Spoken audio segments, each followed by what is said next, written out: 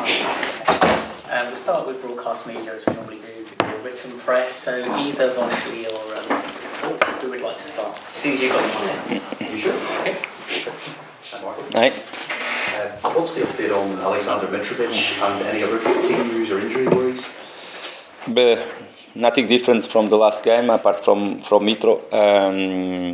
It will be difficult for him to be ready, but you have some more time until tomorrow. And today he was on the pitch already. He was outside, and let's see what will be the news for tomorrow. So he still has an outside chance? It will be difficult, I have to say, but the session this morning, it's good to see him outside. Last few days already outside, doing some specific work, and let's see the reaction from today. And tomorrow we are going to take a decision. Tom Carney is still out, and as Niskans Kavana. How would you describe the mood in the squad at the moment, given the victory last week against a very good Brighton team, yes, who are also, like yourselves, in and around that position in the table, having a very good season? As you expected, of course, the mood is really good.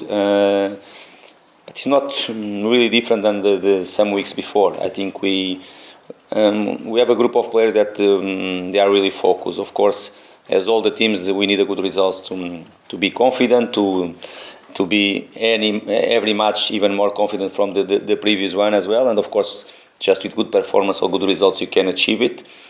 But we always believe really in ourselves. We know what competition we are facing, but at the same time, we know our quality as well. And of course, I think it's not a surprise to you that the mood is really good. Do you dream of kind of leading a Fulham team into Europe, and do you think about how big a moment that would be in the club's history? That, of course, they've been to a cup final that gave Fulham fans such special memories. Do you imagine what that would feel like getting? I'm not like the guy that dreams too much. I like to be really to be ambitious. Of course, I am. I think we are showing that on the pitch. Our ambition as a team, our desire to have a will always to go, but not a moment to dream. To dream is for our fans. I like them to dream, to feel really proud of ourselves and keep dreaming for different things. And because the team is showing the ambition, for us, it's game by game. You have to go for each game and prepare the best we can the players, and with full ambition to win the football match. Just away from Fulham at the moment, there was the news of the sad death of John Motson today. I just wondered, did you have any dealings with him or any tribute? It's really sad news. I think he's a great figure from the English football, definitely. More for all of you, because so many years in football, BBC as well, and this is really sad news. And of course, all our talks are with him and his family, of course, in this moment. But and this is a tribute that I have to give for him. And he, like so many, just have a love of this sport, a love of football. And again, the other question I was going to ask you was just this morning, the news about the government and the fan-led review, and just how important is it in your view to protect the football pyramid, and have you any reaction to what's come out there?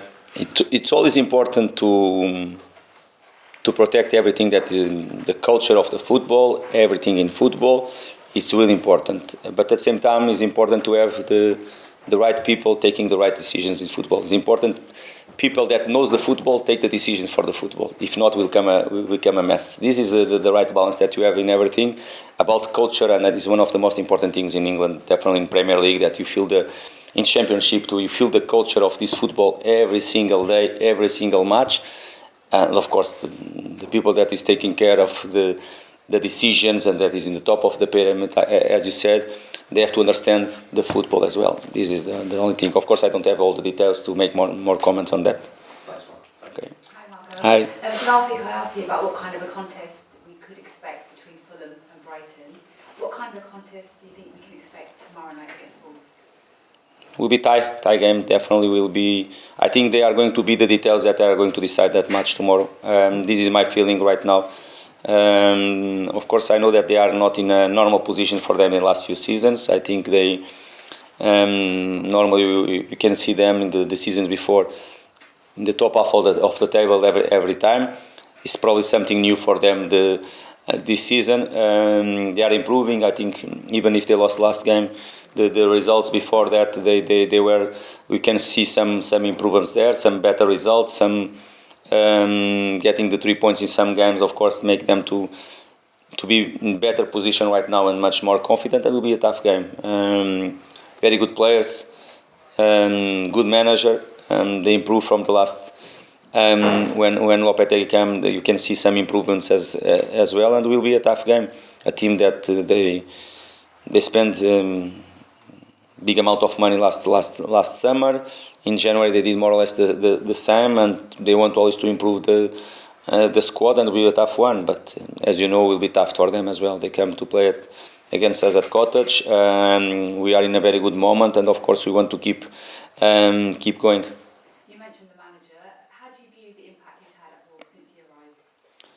Have a very good impact. Of course, I have to say, you can see that in the results. You can see the confidence in their team as well. Of course, but Premier League is really tough, and you never know what is going to happen. Of course, they come from two very good results, and last week against Bournemouth they lost the game. Premier League is tough. You never expect a easy game, and as always, I have to say to you that of course you can see the improvements from that moment. We analyze them, we know what they are able to do, they are capable to do, but of course our focus is ourselves, what we can do or not, and how strong we can be playing at home with our fans behind.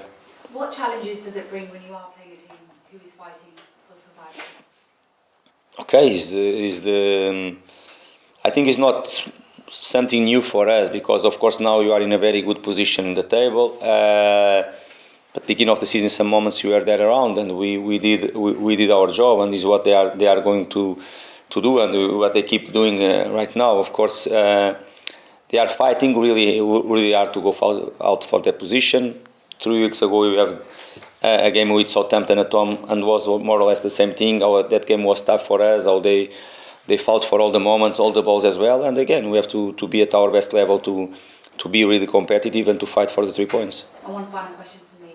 Fulham have lost just one of your last 17 games in the Premier League against teams below you in the table.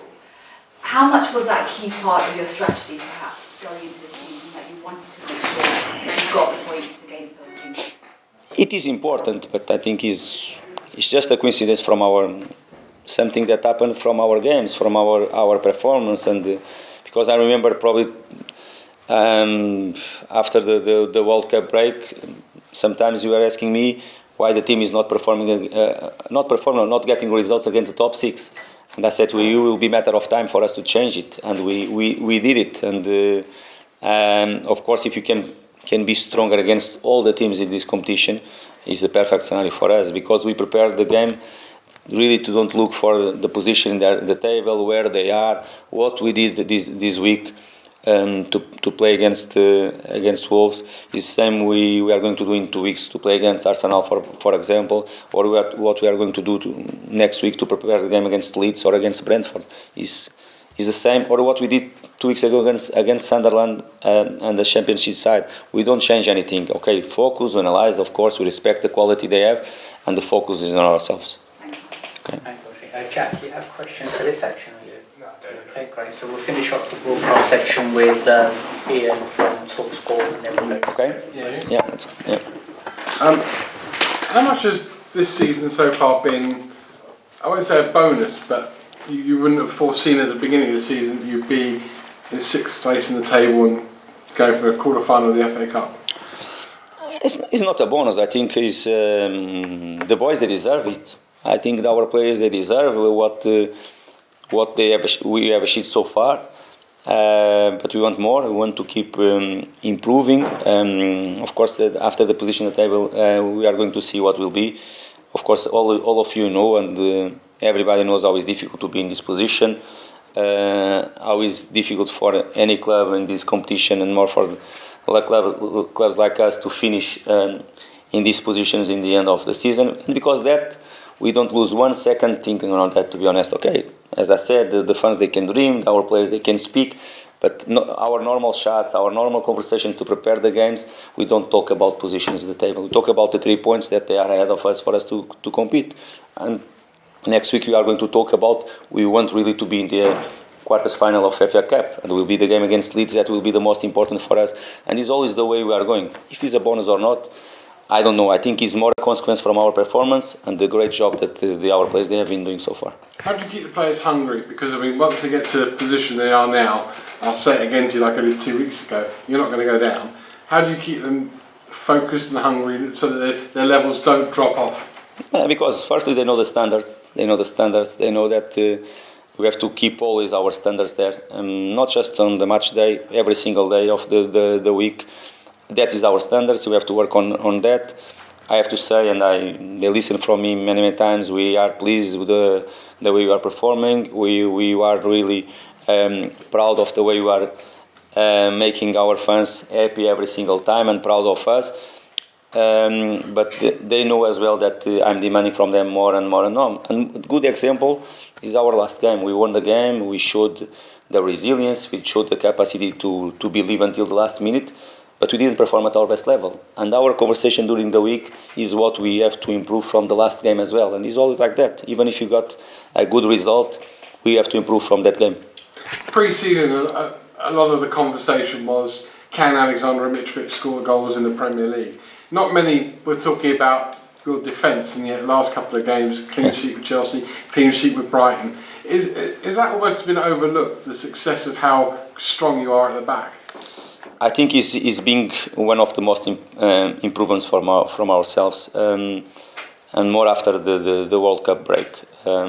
Before the World Cup break, of course, we were pleased the way we started the season, the way we were performing, the position, the table, all that things. But one of the things that we knew and we analyzed, we spoke with the players in that international break, that the World Cup break, that we have to improve. In some moments we were sloppy, we conceded some sloppy goals. Even if you are a team that likes to play in the front foot, you like to be, and you are an offensive team, you have to be much more balanced in some moments, much more play with more focus in certain moments. Of course, it's a fact. Before the World Cup break, we kept 3 clean sheets in 15 games. The last 9 we kept 5. Of course, is one of the biggest improvements from ourselves. And start on the top.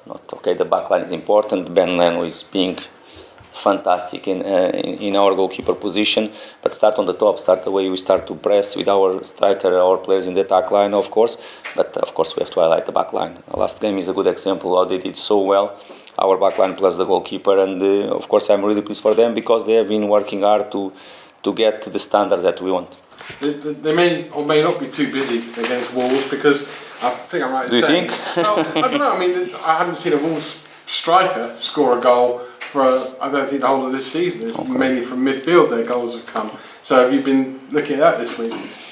I understand what you are saying, but when you have Jimenez, when you have Diego and Mateus Cunha that they signed last January, is a top player, and like I know if Jimenez is in his best level, is a top striker in Premier League, and now even they have Diego that with the experience that he has at his level, he can be always a treat. And when you have around the striker players, the players they have, they can be always a treat for any team. I understand what you said because it's a fact, but of course we believe that they can punish you if you are switch off in any moment. They are really strong in counter-attack with skillful players in that moment. Of course they have a player like Ruben that can score in many areas of the pitch as well, and you have to be aware of everything. And of course you have to keep the focus in the strikers because we believe that they can punish you if you are not in your best level. And my last one, I mean, you're very grounded, you're just keeping focused on what you can look ahead to the next game. But the fans, their expectation is going up and up and up week by week. How do you keep the fans' expectations a lid on that? Because that's a lot harder. You can't control that. You can't speak to them every week. No, and I don't want to control them, really. Let them to dream, that they believe in the team. I think is not a problem. We have to do our job, and what we can control is ourselves. My job is to control the players, to make them prepare well them for the match. Okay, if the fans, they are believing more and more in ourselves, if they are dreaming with something, it's not a problem. And that show that they believe in ourselves and they are enjoying and they are proud of ourselves. That is a good thing for us. What I asked them from the first day I joined the football club, I want them always behind the team. In the good days, in the good moments, when the game is not in going for us, and last game is a very good example that end of the pitch, the way they support the team, in some moments that we were in the back foot and we are a little bit down, and the way they support the team, they make the players to believe that we can go and we won the game. I think was a fantastic feeling for them. Is what they have to do. And if they believe, no problem. If they dream, no problem.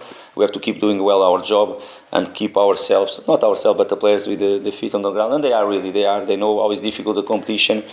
And if the players, the fans, they believe, fantastic for us, no problem. Good luck. Thank you very much. Right, just the broadcast section, we'll basically